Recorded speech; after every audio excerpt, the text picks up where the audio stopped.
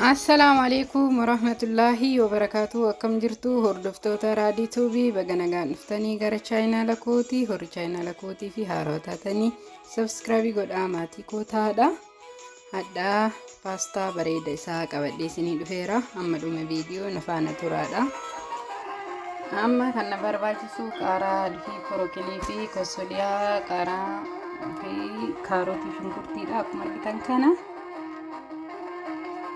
baay'ee mi'aawaa bareeda isaati. Atikilitii fayyaa keenyaafis baay'ee gaariidha. Amma fassaan koo bilchaataa jira.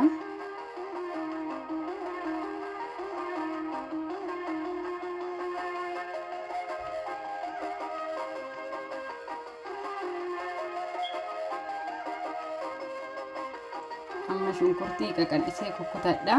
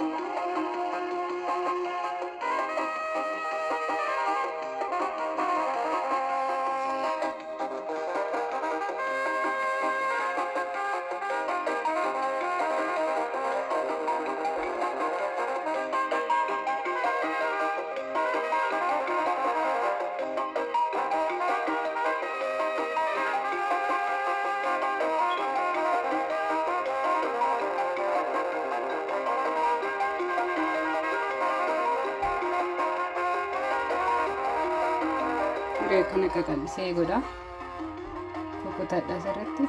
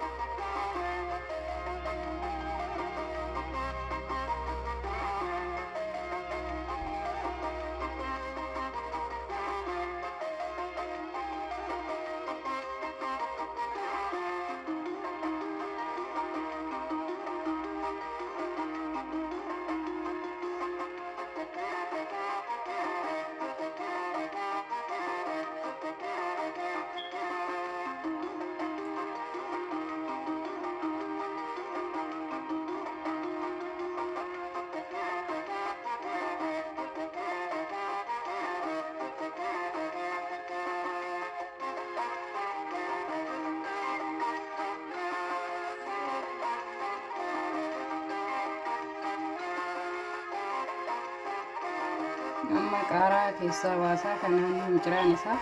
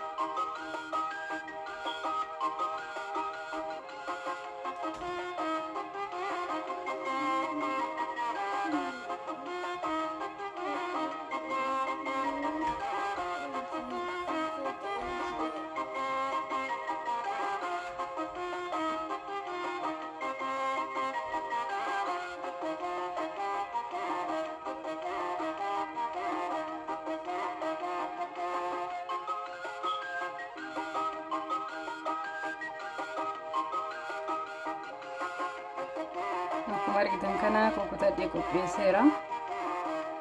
Amma zayitii godhadha. Xiqqootii akka zayitiin bu'uu nan eega.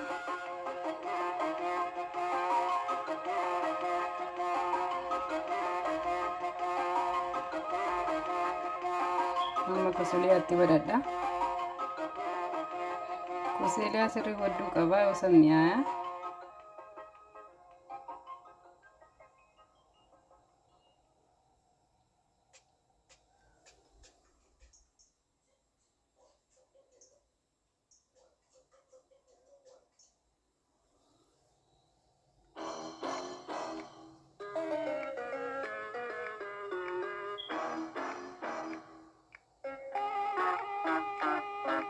shunkurtatti godhadha. Kaarotii illee itti godhadheera.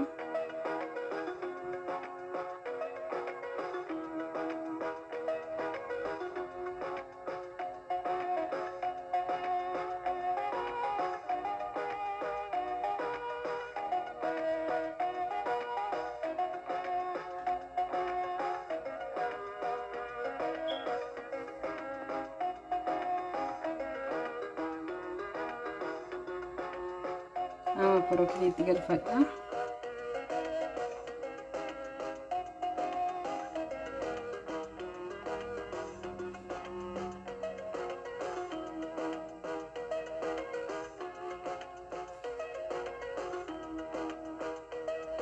Qimamatti godhadha. Kan hunda of keessaa qabu.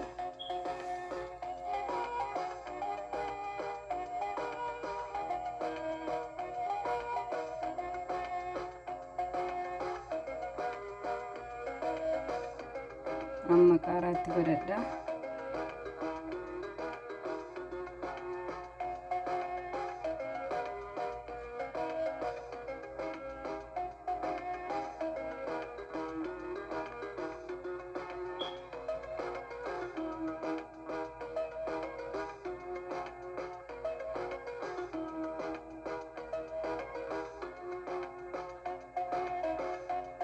Amma gaheera paastaa kootti godha. Ifama shaboo matti yeroo itti godhu kaameraan koo dhaabatee ture.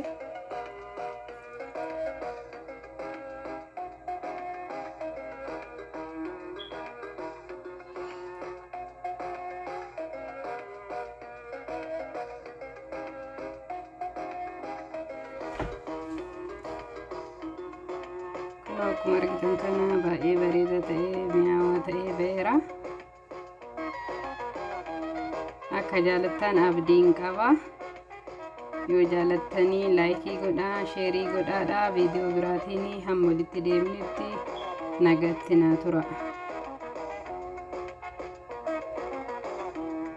Bye.